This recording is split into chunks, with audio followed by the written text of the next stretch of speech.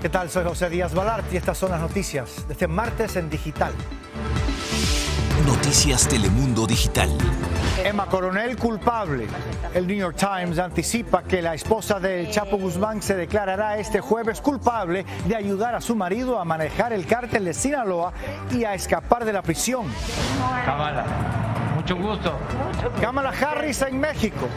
Harris y López Obrador se comprometen a mejorar las condiciones de Centroamérica para frenar la migración. López Obrador recibe a Harris sin mascarilla y llamándola presidenta. Solita en la frontera. Hallan a una niña guatemalteca de 5 años abandonada cerca del muro fronterizo. Son cada vez más los padres que envían a sus hijos a cruzar solos la frontera. Calor peligroso. Una intensa ola de calor tiene en alerta a más de 20 millones de personas en el noreste del país. Las temperaturas de casi 3 dígitos son inéditas en esa zona para esta época del año. Y comenzamos con una noticia de última hora. Cuando son las 6:30 en el Pacífico, 9:30 en la noche en la costa este, tenemos lo último sobre la decisión de la esposa del Chapo Guzmán de declararse culpable de ayudar a su marido en sus actividades criminales. Según el diario New York Times, Emma Coronel admitirá su culpabilidad este jueves, cuando se presente en corte. En la ciudad de Washington está Javier Vega con más información. Javier, buenas tardes, adelante. ¿Qué tal, José? Pues ya lo dices tú, una noticia en pleno desarrollo y será justo aquí, en esta corte de distrito del Distrito de Columbia, donde Emma Coronel se declarará culpable de los cargos que le imputan, incluyendo el tráfico de drogas. Será sin duda un episodio fundamental de la saga que se abrió luego de su detención en territorio estadounidense. Cuando se declare culpable de los cargos por tráfico de drogas, habrá despejado las dudas. Emma Coronel no solo estaba enterada, sino que ayudó a su esposo, el Chapo Guzmán, en sus actividades criminales, algo que antes siempre negó. Mira, no tengo nada ilícito. Fue detenida en febrero y desde entonces permanece recluida en este centro penitenciario en Alexandria, Virginia, donde apenas el sábado recibió la visita de su abogada, quien luego ofreció una entrevista exclusiva a la cadena Telemundo. La noté tranquila, positiva, confiando mucho en nosotros, su equipo legal. Y nada, con mucha fe. Según el diario The New York Times, su declaración de culpabilidad es inminente a partir de un acuerdo entre su defensa y las autoridades. A cambio, Coronel obtendría una sentencia reducida sin necesidad de aportar información sobre los movimientos y actividades del cártel de Sinaloa. Los términos del acuerdo dictan si tiene que cooperar o no cooperar el individuo. Si Emma coopera con el fiscal federal, entonces se le puede reducir más su sentencia. La ex reina de belleza de 31 años también es acusada de ayudar a su marido a escapar de prisión y de no cooperar con las autoridades. Hubiera podido pasar de 10 años hasta cadena perpetua en prisión. En Washington, Javier Vega, Noticias Telemundo. Y la otra gran noticia del día es la visita de la vicepresidenta Kamala Harris a México, que concluyó con la firma de acuerdos donde ambos países se comprometen a trabajar para frenar la migración desde Centroamérica. Esta tarde la vicepresidenta respondió preguntas de la prensa. Julio Vaqueiro se encuentra en México. Julio, buenas noches. ¿Cuál es el mensaje de la vicepresidenta en materia concreta de inmigración? ¿Qué tal, José? Buenas noches. En general, yo te diría que la vicepresidenta fue muy insistente a lo largo de este viaje en decir que la mayoría de las personas que emigran no lo hacen porque quieren, sino por necesidad. Estuvo repitiéndolo en Guatemala y en México. A esta hora ya se fue de Ciudad de México, ya su avión partió hace algunos minutos hacia Estados Unidos y justo antes de su partida dio una conferencia de prensa esta tarde. Ahí resumió nuevamente el espíritu, como ella le llama, el espíritu de su viaje para resolver la crisis migratoria en la frontera. I want to be very clear that the problem at the border, in large part, if not entirely, stems from the problems in these countries. We know that if we give them a sense of hope that help is on the way, that they will follow their first preference, which is to stay at home. atender las causas, la raíz de la crisis migratoria en la frontera, dando oportunidades en los países de origen. Antes por la mañana, Harris se reunió con el presidente Andrés Manuel López Obrador, aquí atrás a mis espaldas en Palacio Nacional, hablaron de este tema. Y en el encuentro llamó la atención que López Obrador no se puso el tapabocas, pese a que su visitante sí lo traía puesto. Raúl Torres ha seguido los pormenores de esta reunión. Raúl, ¿cómo fue este encuentro? Julio, el encuentro inició con una situación incómoda o por lo menos graciosa por una equivocación del presidente López Obrador. Y déjame decirte que hace solo instantes el canciller Marcelo Ebrard dio una conferencia en el aeropuerto después de que despidió a la vicepresidenta Harris. Ahí insistió nuevamente en que hubo muchas coincidencias en esta reunión, que fue muy exitosa, y aseguran que van a buscar terminar con las causas, con lo que provoca la migración. Pero vamos a ver cómo transcurrió este día. La recibió sin cubrebocas y al saludarla le cambió el cargo y el nombre. Presidente Kamala, mucho gusto. Se equivocó, no le dijo vicepresidenta ni Kamala. Luego fueron testigos de honor de la firma del memorándum de cooperación entre ambos países. Entonces el presidente Andrés Manuel López Obrador aseguró que hablarían sobre migración, pero bajo sus términos. Y vamos a hablar del tema migratorio, pero atendiendo las causas. Es lo fundamental. Acordaron la creación de un grupo especializado contra los traficantes de personas. En un tuit, el canciller mexicano aseguró que la reunión fue un éxito. Se trataron también temas de economía, inversión y desarrollo. Sin embargo, la controversia siguió a la vicepresidenta, desde Guatemala hasta México. Otra vez le preguntaron por qué no ha ido a la frontera. Respondió notoriamente molesta. Listen, I've been to the border before, I will go again. But when I'm in Guatemala, dealing with root causes, I think we should have a conversation about what's going on in Guatemala. Aunque la visita de Kamala Harris a México, según este analista, es para presionar al gobierno mexicano. Que es, básicamente, detengan a los migrantes en su territorio. ¡La política! Pero también hubo protestas. Un grupo rechazó su visita y quemó una bandera de los Estados Unidos. Estados Unidos es un estado terrorista permanente. Para otros, la visita de Kamala Harris es benéfica para México. La relación bilateral se tiene que fortalecer, sobre todo en este tiempo tan problemático a nivel internacional. Y es que la relación de ambos países es para siempre. En México, Raúl Torres, Noticias Telemundo. Bueno, más allá de estos acuerdos a largo plazo, el gran reto sigue estando en la frontera, en donde cada día siguen llegando cientos de migrantes. En Guatemala, Harris les pidió a los migrantes que no vayan porque van a ser expulsados. Francisco Cuevas tiene las reacciones desde la zona fronteriza de Hidalgo, Texas.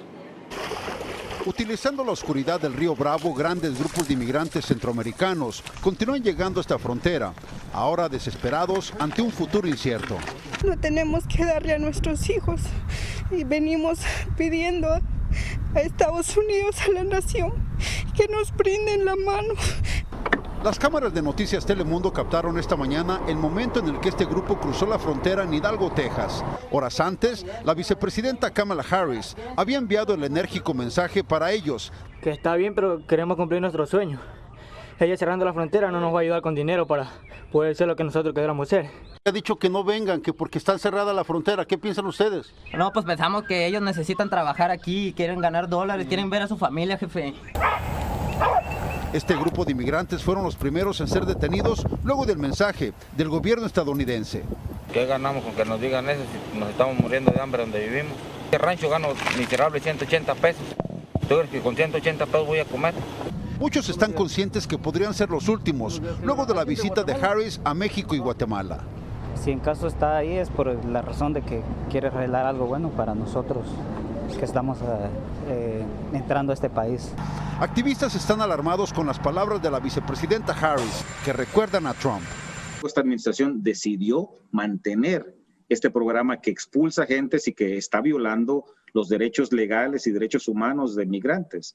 Muchos esperan que la inocencia de niños como Carlos, que solo quiere ver a su padre, comience a tocar corazones. ¿Para dónde vas? Para donde papi. En los últimos meses, más de 700,000 migrantes han llegado hasta esta frontera, la cifra más alta de los últimos 20 años, cifra que podría seguir aumentando ya que muchos migrantes continúan ignorando las advertencias de la vicepresidenta Kamala Harris. En Hidalgo, Texas, Francisco Cuevas, Noticias Telemundo. Pues sí, la crisis es grave y a lo largo de este viaje hemos visto que las partes están de acuerdo, hay que reducir el flujo migratorio hacia Estados Unidos. El cómo y el cuándo lo conseguirán son las dos preguntas abiertas, José. Julio Vaqueiro, nos vemos. Más tendrás desde México a las 11:35 esta noche. Gracias, Julio.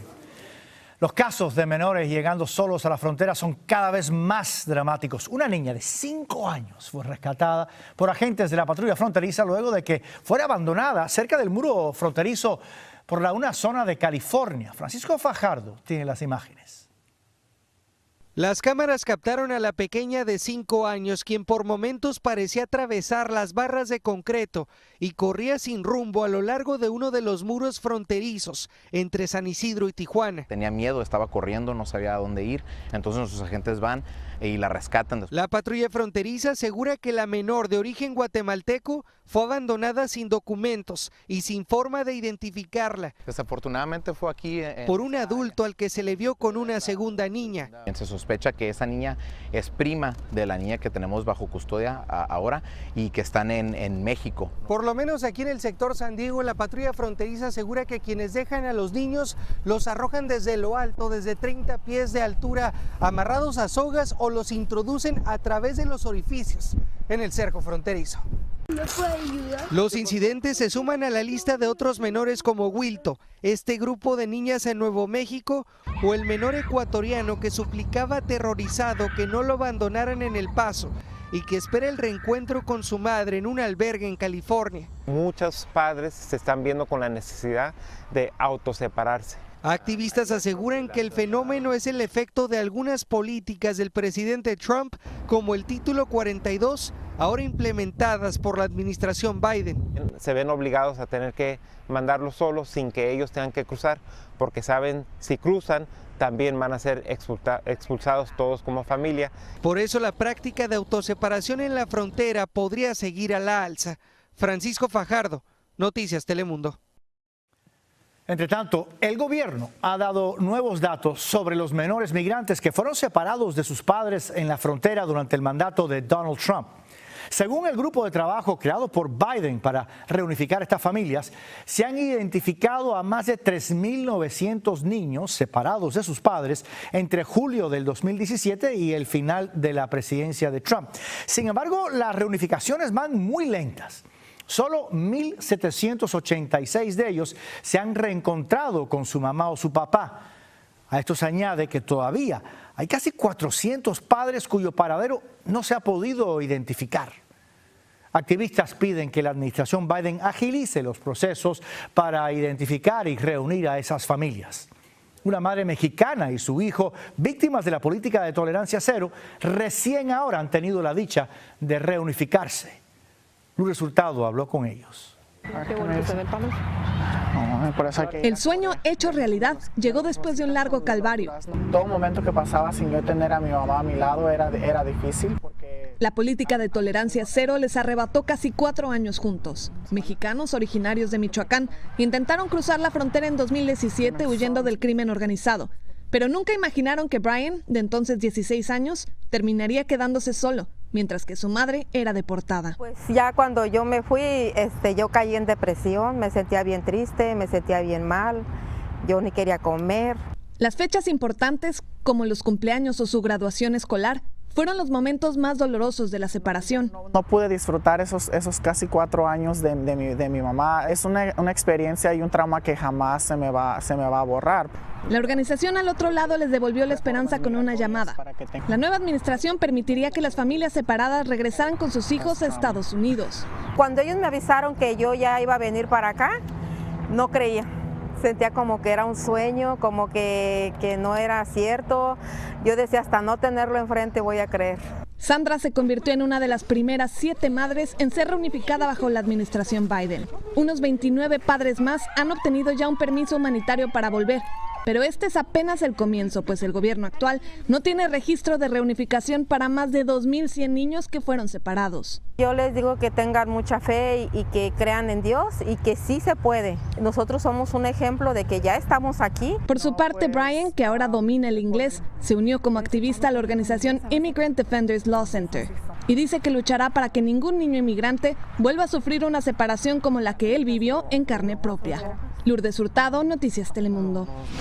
20 millones de personas en el noreste del país se encuentran en alerta por una ola de calor inusual en esta zona para estas alturas del año. Para conocer cuándo llegará el alivio para esa región, nos acompaña el jefe de meteorología de Noticias Telemundo, Carlos Robles. Carlos, buenas tardes. ¿Qué podemos esperar para las próximas horas? José, se trata de la primera ola de calor que afecta el noreste del país. Por 3 días consecutivos esas zonas han estado viendo temperaturas sobre los 90 grados. Ahora el calor se va a estar recrudeciendo sobre el oeste de Texas y la porción montañosa. Si se fija, ya para los próximos 3 días en Boston, Nueva York y Washington, aire fresco y actividad de lluvia comenzará a acercarse a esos sectores. Localidades donde sí van a estar viendo un incremento en temperaturas es en el norte de Texas y también así en localidades como en Denver, área montañosa del país, viendo máximas desde tan temprano en los 96 grados. Y la problemática de que se estén dando esta ola de calor tan temprano en la temporada es el hecho de que existe un 80% de la porción oeste del país que permanece bajo sequía, y estas altas temperaturas lo que hace es aumentar el proceso de evapotranspiración de las plantas. ¿Qué significa eso? Muy fácil, la flora pierde humedad y entre más calor exista, más humedad la flora emite hacia la atmósfera y por consiguiente comienza a secarse. ¿Qué ocurre? Esto los hace aún más vulnerables a fuegos forestales durante los últimos meses del verano y los primeros meses del otoño. Así que ante esa realidad, la situación muy peligrosa por allá y sobre todo para los próximos 3 meses, el Centro de Predicciones Climatológicas de los Estados Unidos mantiene estas localidades que deberían estar más secos de lo que es normal, así que la situación pudiera estar agravándose aún más. Mucha precaución y por favor no generar incendios. La situación está muy seria en esos sectores. Gracias, Carlos. Ahora nos vamos a California, donde fueron formalmente acusados los 2 sospechosos por el asesinato del niño de 6 años, Adien Leos, en un incidente de ira en la carretera. Marcus Anthony Eriz, de 24 años, recibió cargos por homicidio. En tanto, su novia Win Lee, de 23 años, también fue acusada como su cómplice por estar conduciendo el vehículo. Sus fianzas son de $2 millones para él, $500,000 para ella. Y en otra tragedia, una madre californiana fue arrestada por la muerte de su hijo de 7 años, cuyo cuerpo apareció en las afueras de Las Vegas hace 10 días. Según autoridades, Samantha Moreno Rodríguez, de 35 años, fue detenida hoy en Denver, Colorado, bajo un cargo de asesinato. Madre e hijo abandonaron California en un auto 4 días antes de que hallaran muerto al menor. En Washington, un nuevo informe del Senado señaló profundos fallos de seguridad y también de inteligencia que contribuyeron al ataque al Capitolio por seguidores del expresidente Trump el pasado 6 de enero. Según la investigación bipartidista, altos mandos de la policía del edificio tenían información sobre los planes de simpatizantes del expresidente para invadir el complejo incluso 2 semanas antes. Pero omisiones y fallos de comunicación impidieron que las fuerzas de seguridad estuviesen preparadas. También causó hoy preocupación una caída global en Internet que dejó a numerosas páginas web en todo el mundo fuera de servicio por casi 1 hora. El origen del problema fue un fallo en la compañía Fastly, una red de distribución de contenidos. Afectó páginas como las de Amazon, el diario New York Times y CNN. 50 minutos después, Fastly anunció que había arreglado el fallo. Y ahora pasamos a Perú, que sigue en vilo y sin un ganador a 2 días de las elecciones presidenciales. Los conteos dan una mínima ventaja a Pedro Castillo sobre Keiko Fujimori, con más del 96% de los votos escrutados, pero la distancia entre ambos es todavía muy pequeña y pudiera cambiar a medida de que se contabilizan más votos de peruanos en el extranjero y de zonas rurales del país. En medio de la tensión, Fujimori sugirió que hubo fraude electoral, pero no presentó pruebas de ninguna irregularidad. Síganos en nuestras redes sociales para más noticias y visite noticiastelemundo.com.